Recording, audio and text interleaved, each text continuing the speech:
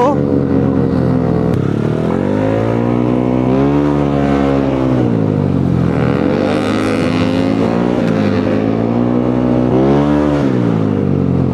Alright. Okay, dito na tayo. Isang battery dito eh. Yan, ikaw ikaw magbukas. Pop the hood. Ay, hindi pala, pop the seat. Silipin natin. Saran. Ang dilim. Kaya nga. Inayos ko yung mga wire kanina eh. Kasi ito, ayan o, ito, binaluktot ko na lang dyan eh. Ito lang talaga. Okay na, di na masama. Nilagyan ko pa talaga ng ganito eh. Sayang eh. Meron ako sa bahay, sayang.